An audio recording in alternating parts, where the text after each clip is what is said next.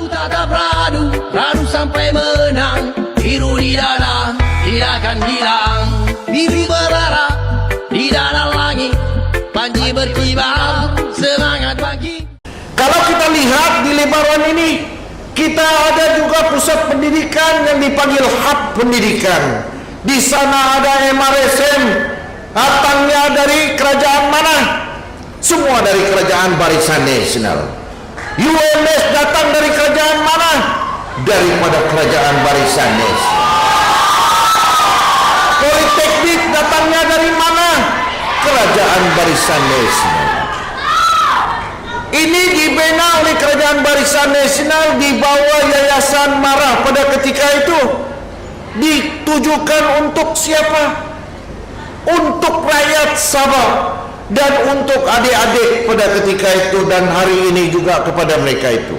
Maka itulah saya juga telah berkata kepada pengurusi Marah pada hari ini, Datuk Sri Dr. Ashraf Wajidi, kami bukan lagi akan datang ini kalau perlu.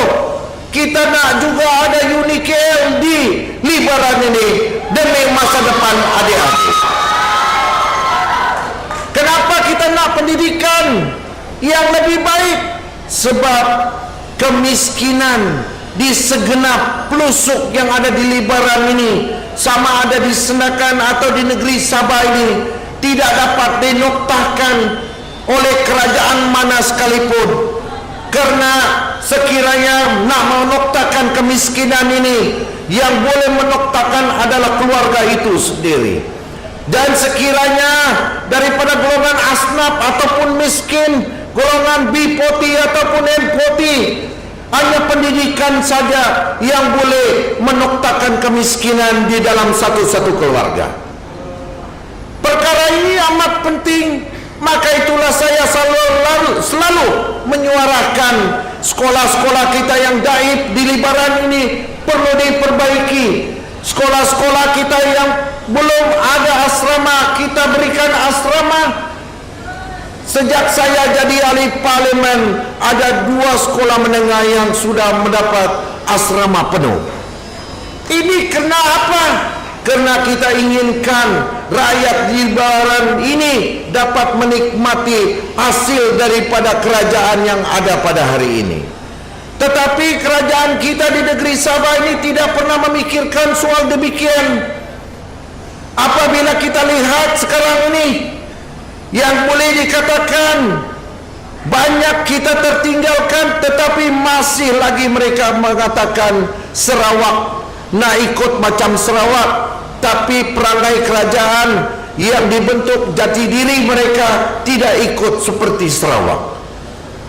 Kita lihat pemimpin-pemimpin Sarawak, tapi kita tidak lihat pemimpin-pemimpin kita.